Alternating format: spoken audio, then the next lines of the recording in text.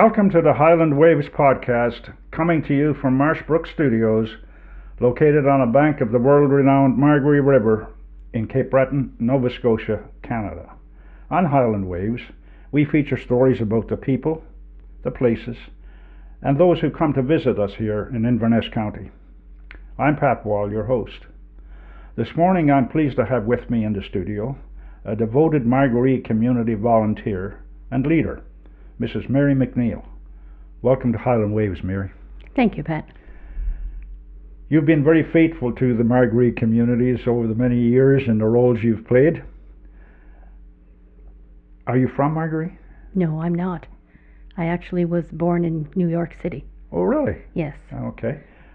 Describe your journey to here. My mother came from Southwest Margaree. She was one of 14 children, born in the Southwest, actually Gillisdale. Okay. And I've visited here all my life. Always wanted to live here. Oh, great. So, I guess a late welcome to Margaree. Thank you.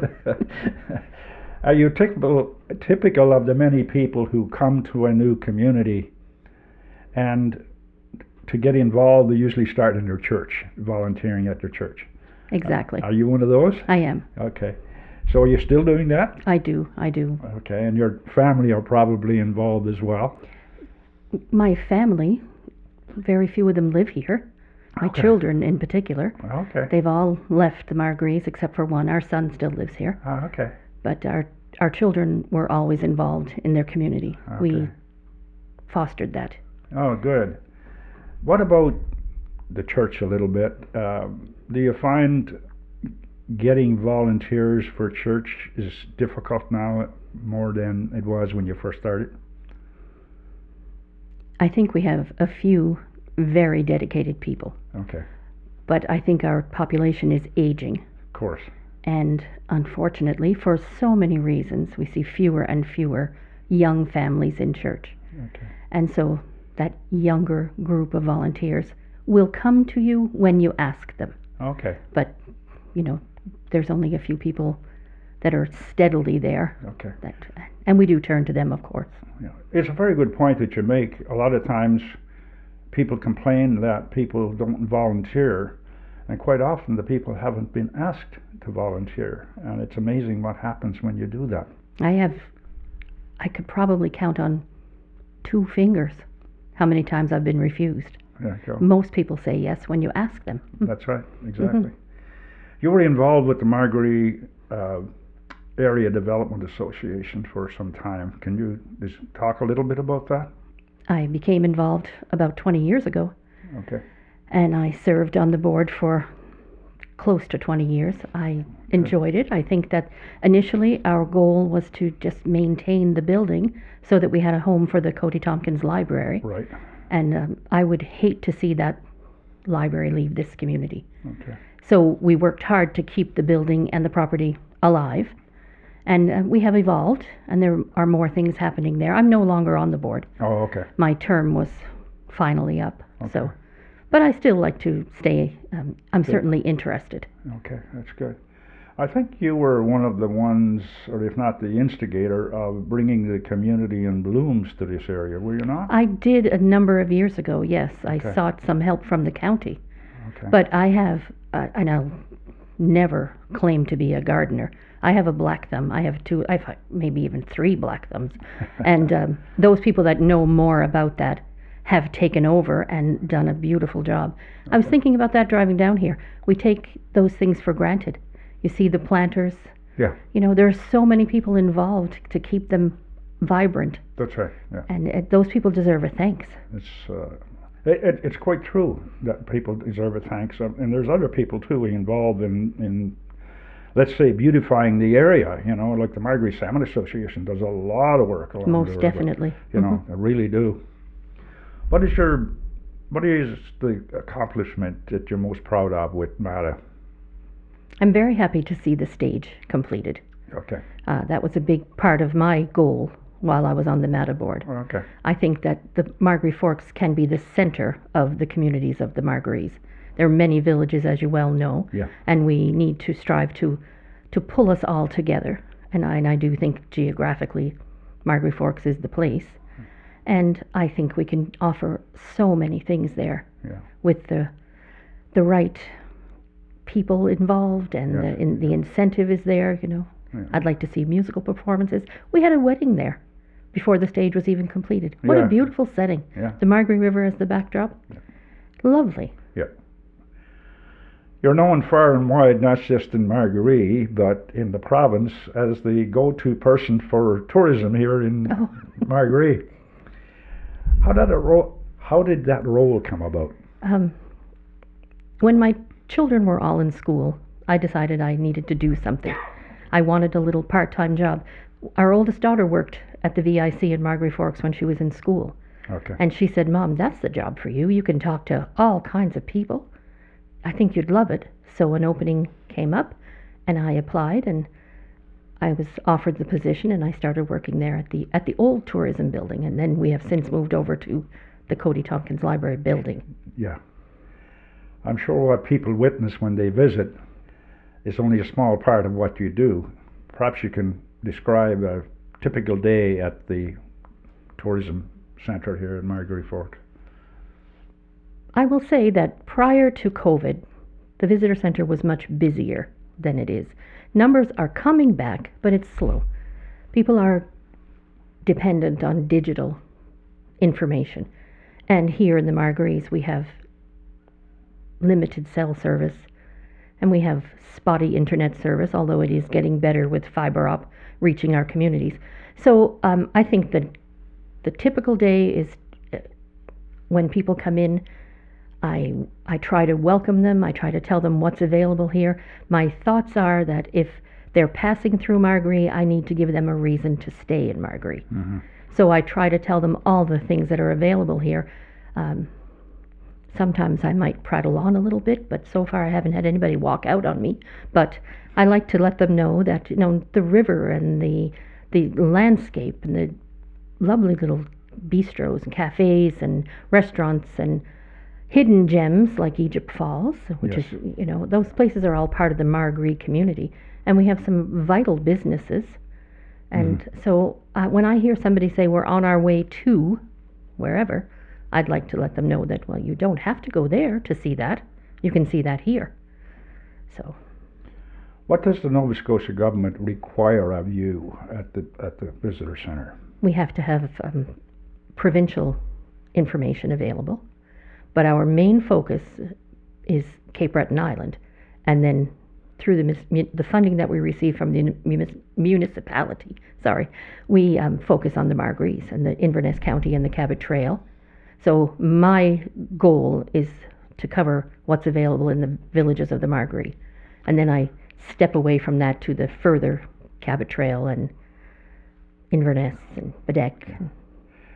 You've answered this a little bit previously, but what are the major changes that have taken place, let's say, in the last 5 years at the visitor center? I would say there are just the numbers, that's the change. I get wonderful support from most businesses in the community. They offer their information to me. I go looking for it so that I can let everybody know what's happening, not just visitors but locals alike. So I don't know, Pat, that there's been any major change other than numbers. Okay. And they are growing again. Oh, good. I did see a difference this summer, yes.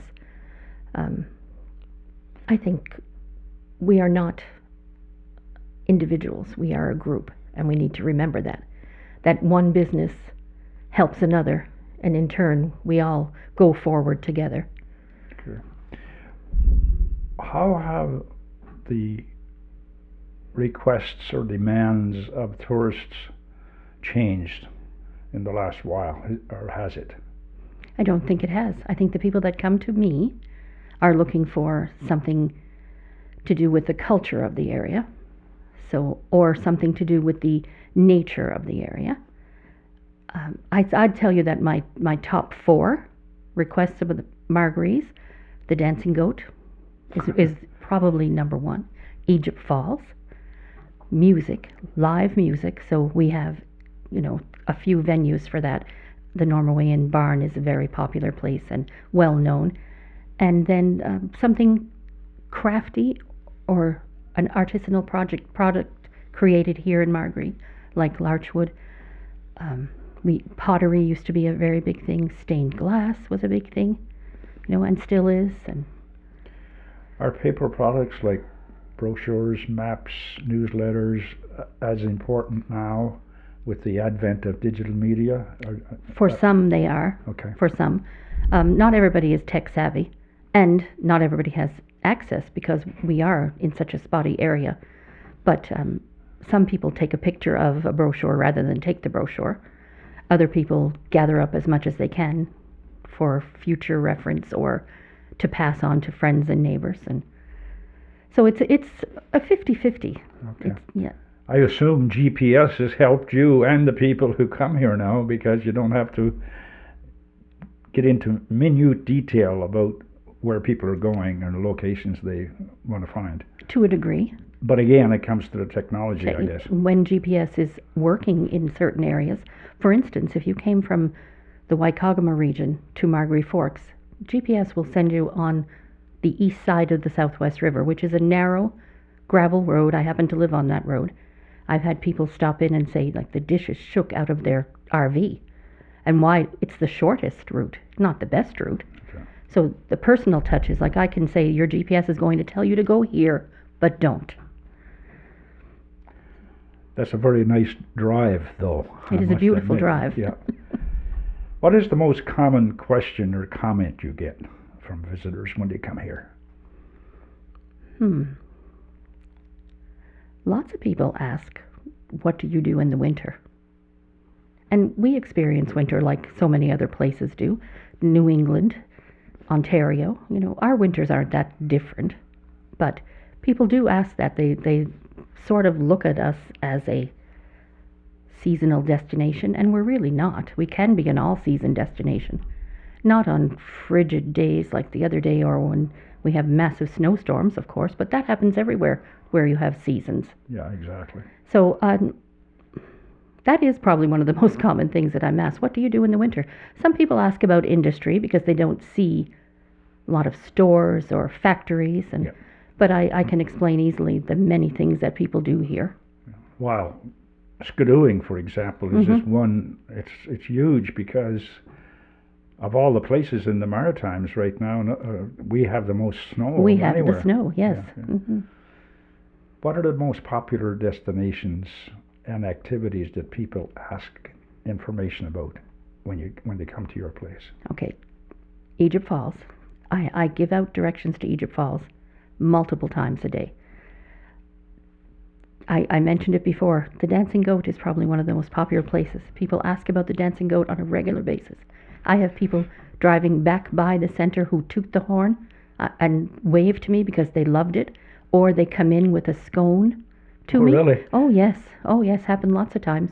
And live music. Live music is another big thing. And then little newer businesses in the area. Like I've had a lot of interest, of course, about paddling on the Margaree or the Live Life Intense business, and most recently the unique axe throwing business in Upper Margaree, which is located on Mount Borden Road, which is new to the area. He's been there for a couple of years, and hopefully he will grow. Yes. What countries are most represented when they come to see you? Overall, Canada, Ontario and Quebec, mostly. And then the New England states, so the United States, there's lots of people from the New England states. Ireland, Israel, Germany. I had people from Australia and New Zealand this summer. But I'd say Ireland, Germany, and Italy for European nations. You enjoy your job there? I love it. Yeah, that's great. I love talking to people. What gives you the greatest satisfaction there? One of the best things is when somebody comes back to me to say, we did this that you told us to do. We loved it. It was fantastic. Or when they stop in to say the goat was wonderful. Or what was the name of the fiddler that we listened to last night? He or she was fantastic. We want to look for their music. I've gotten cards from people at Christmas addressed to the lady from the visitor center, Oh, is that right? which is, I think it's quite, you made our vacation. A picture from 3 young people from Italy, and they sent a photo of, they took it, a selfie, I guess they call, with me, and they sent me the photo in a Christmas gift, which I thought was really nice. We'll move to a subject far removed from people who can have what they want, to those of our society who are in need, like food insecurity. You're chair of the Margaree Food Security Program. Yes.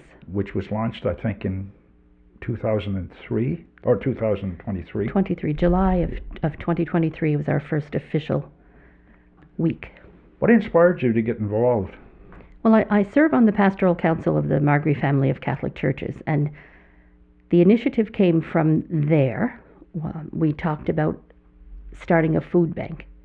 But when you look at the logistics of a food bank and the infrastructure that's required, we didn't have it. And we didn't have the funding to start that. And a member of our committee mentioned that in a previous location, she took part in a program where they gave gift cards to the local grocery store. So we pondered that and talked to the co-op and the manager there, Faye, and we decided that that's the route we were going to take. So we now give a gift card to families, couples, or individuals who are in need for the Margaree Co-op, and it's been very successful. How does it work in terms of how do you know who is in need, or how do the people who are in need get involved with you? So we did some advertising. We have posters and we have word of mouth through the church bulletins. The United Churches and our church, the Baptist Church, were all invited to let their congregations know. We hope that people will spread the word. We have asked people who feel that they need a little assistance to give us a call. We have a dedicated phone line on Tuesday mornings, and it's only answered between 9 and 12 on Tuesday mornings.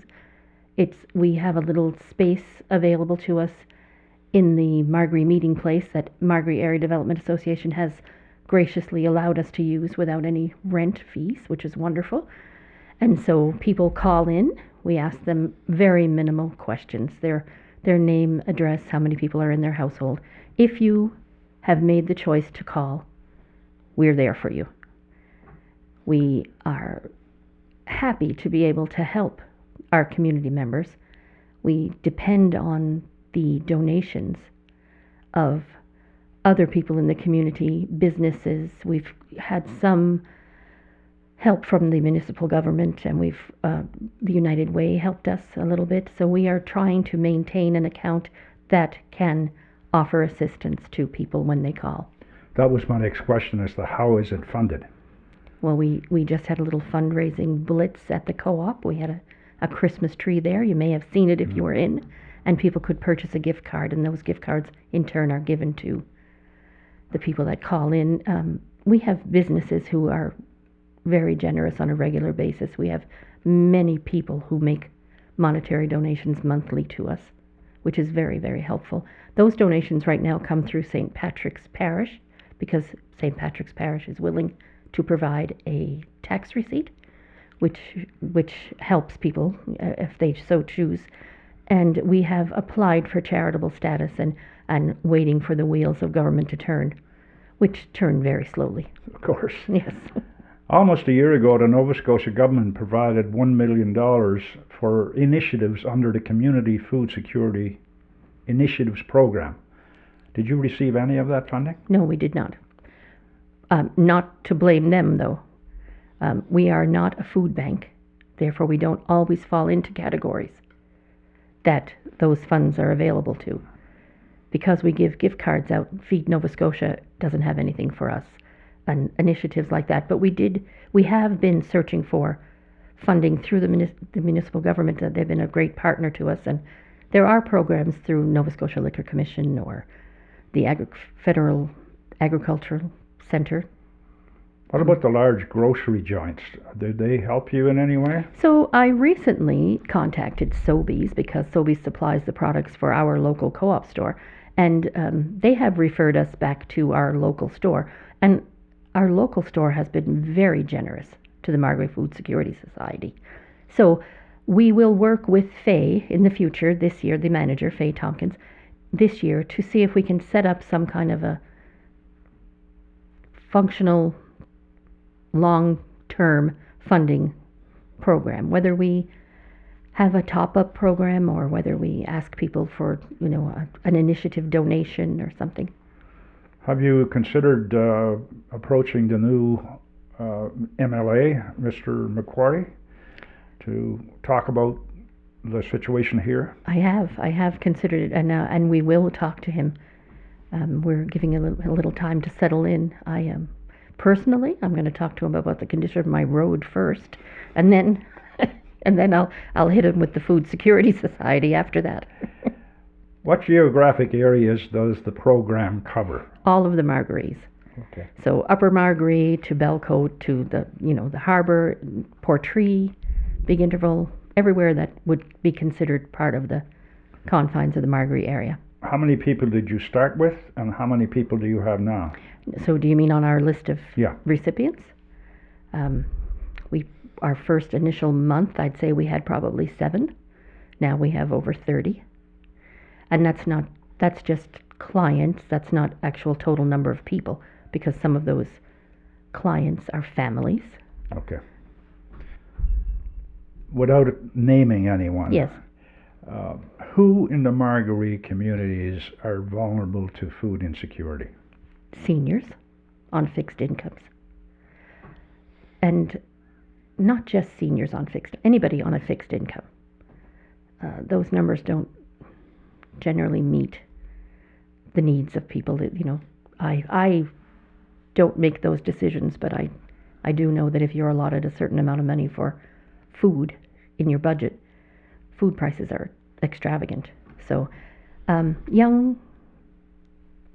some young families that need some help, seasonal workers, and especially in that, it has gotten better, but especially in that time between when your work ends and your EI benefits would begin, there is a lull.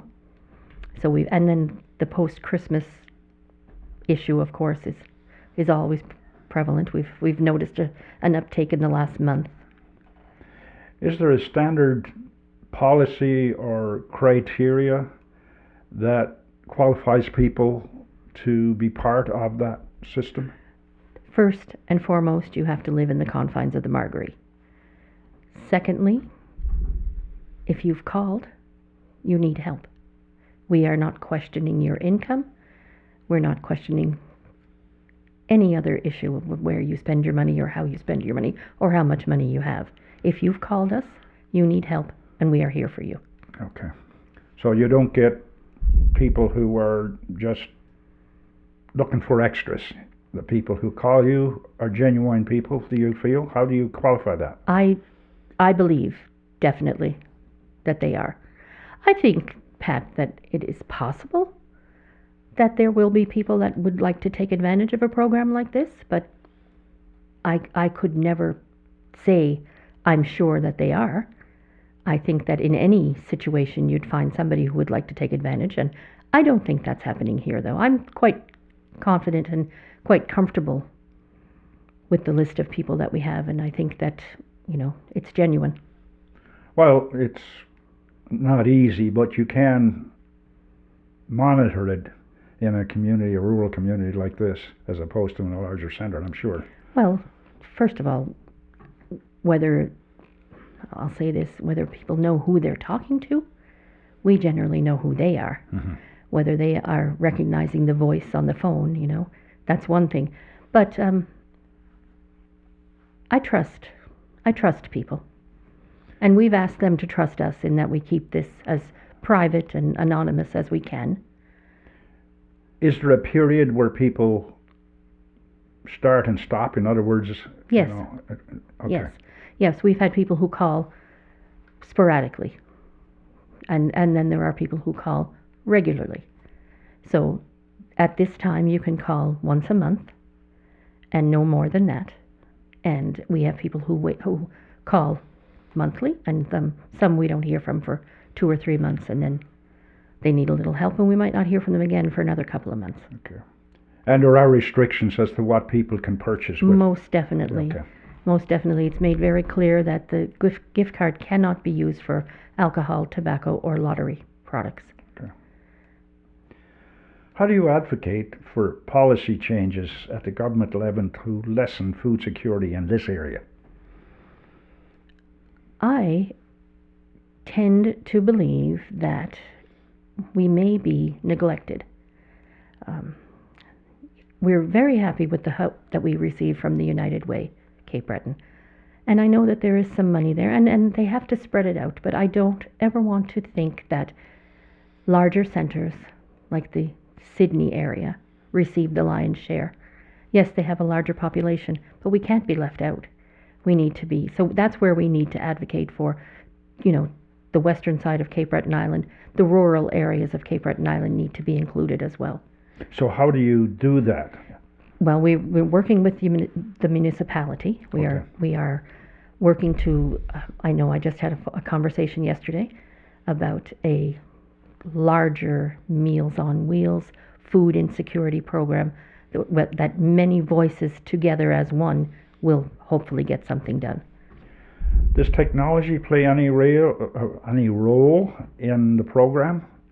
Does it help you? Is it easier to work with technology?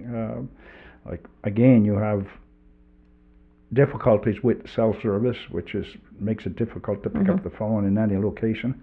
What about the internet? So we do advertise our Food Security Society on the internet, on Facebook mostly, and we ask people to share. If you know anybody, we have produced fridge magnets that we have around the community. I hope you've seen one. And pick one up for yourself, give one to your neighbor. If you know anybody who may need help, here's the number for you to pass on to someone else.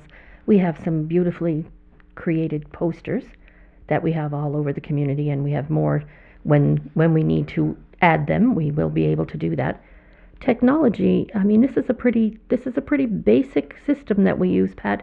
We answer the phone, we write down your name. Everything is a paper and pencil operation. So our only technology would be advertising through Facebook, I'd say. Okay. What is the most rewarding part of being involved in the food insecurity program here for you? I hope that we are reaching the people that need the help. I hope we are. So just to know that there's food on the table for a child or a senior or someone who lives on their own and needs that little extra. That's what's rewarding to me. I know that I've had lots of people say thank you.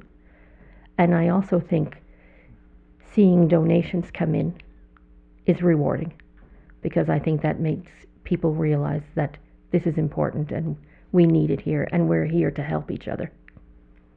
How do people in need become part of the program?